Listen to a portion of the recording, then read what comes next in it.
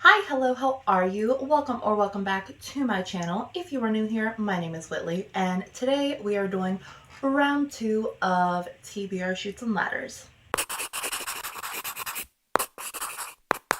If you did not see February's TBR, I have started a new TBR game, and it is TBR Chutes and Ladders. I will be sure to link it up above and down below if you haven't seen it. Just in case though, I will give you a quick recap.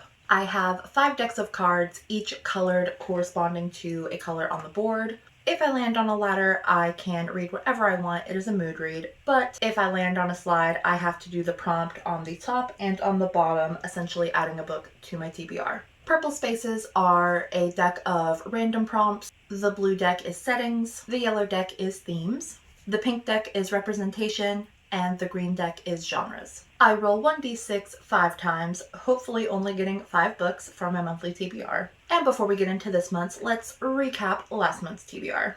I got very lucky last month. I only had 5 books and I hit the second to last biggest ladder in the game. My TBR was a mood read, which I ended up reading Meet Cute Club by Jack Harbin, Illuminae by Amy Kaufman and Jay Kristoff, Assassin's Blade by Sarah J. Maas, The Invisible Life of Addie LaRue by V.E. Schwab, and The Troop by Nick Cutter. I finished all of them but Addie LaRue, which I am about 50% through, so I will not be getting a punishment this month. And if you want to know my thoughts on all of these books, be sure to be on the lookout for my February wrap-up, which will be coming soon. Without further ado, let's get into this month's rolls. Okay, roll number 1 is a 2. 1, 2. Luckily we passed that slide up and we have a green. Adult fantasy. For roll number 1, I landed on a green space and drew adult fantasy. And for this, I have chosen Rhapsodic by Laura Thalassa. I'm going to be kicking myself in the butt for starting all of these series, but I don't read a lot of adult fantasy. Most of my fantasy is young adult, so I am making it work with an adult fantasy romance. Rhapsodic is about a siren who has been collecting favors marked by all of these beads up her arm, and she gets these favors from a being called the Bargainer. But in these 7 years that she has been collecting these favors, the Bargainer has never asked for anything in return. Until now. I know we get some steamy romance between the Bargainer and the Siren, but we also get some like fairy mystery. There's like this war that the Bargainer needs the Siren's help with, and that is how he is going to reclaim his payment. I have heard amazing things from everyone that has read this series, so I am super excited. Roll number 2. A 1. Oh my gosh, I'm getting so lucky, guys. I am not cheating. So roll number 2 is a ladder. Roll number 3 was, believe it or not, another ladder. I don't know where all this luck has been all my life, but I am not complaining.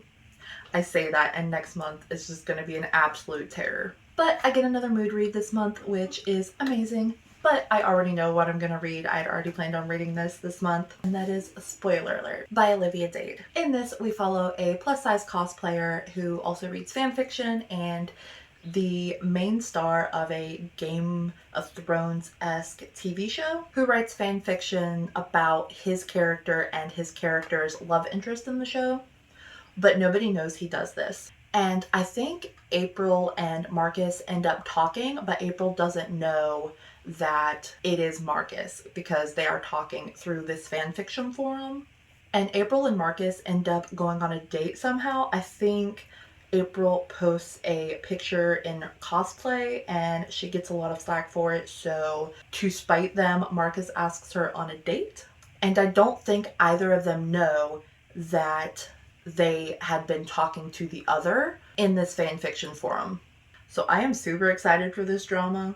It kind of reminds me of the original Cinderella story where Chad Michael Murray and Hilary Duff had been like texting back and forth for so long, but they didn't know who each other really were.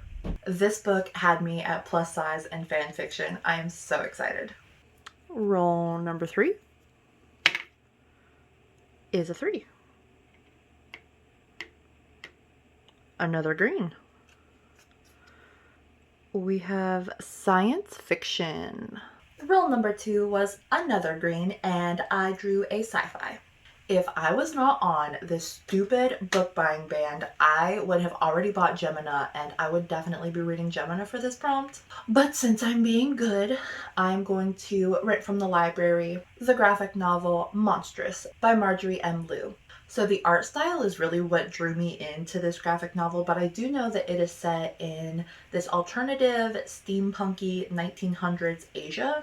And we follow this young girl who has this mysterious psychic link with this super powerful monster, and they both get dragged into this war.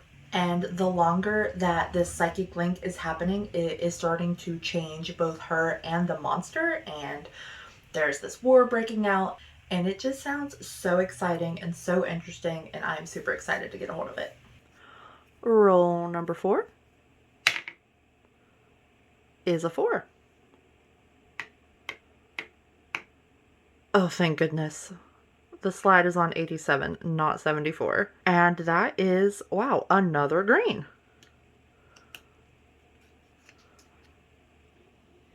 Adult romance.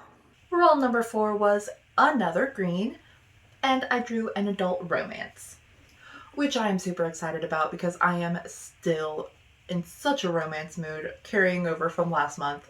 So for this one, I will be reading One to Watch by Kate Stamen London. So we follow Bia, who is a plus-size fashion blogger, and she sends this tweet to the producers of one of her favorite shows that is kind of like The Bachelor. I think it's called The Main Squeeze, complaining that there is never really any size diversity in these reality shows, and she actually gets invited to be the next Main Squeeze, and we follow her on this reality television show. I've been wanting to dig into this one for quite some time, so I'm glad I could fit it in this TBR. And the last roll number 5 is a 2. And that is a blue.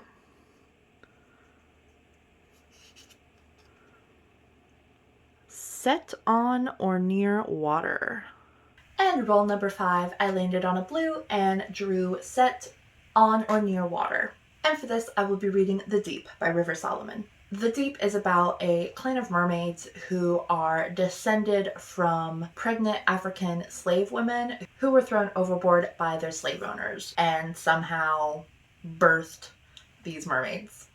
And we mainly follow this one mermaid who is, I believe, the leader, and she holds all of these traumatic memories so the rest of her people don't have to remember where they came from and the horrific experiences that their ancestors went through. I will definitely be listening to this in audiobook form because David Diggs is the narrator, and oh my goodness, I am so excited. And if you don't know, David Diggs is who plays Lafayette and Thomas Jefferson in Hamilton, and I can just imagine how well he is going to do at narrating an audiobook. So that is it. Those are the roles. I cannot believe that I got away with another round of no slides. Super excited though, because the sooner that I can get up to that book haul space, the sooner I can get Gemina, which is the second book in the Illuminae files. If you like this video, be sure to leave it a like and subscribe if you want to see more from me. Let me know what you're planning on reading in March, or if you've read any of these books and what you thought of them. But that is going to be it for this one. Thank you so much for watching. I hope you have a great day, a great week, continue to stay safe, and I will see you in the next one.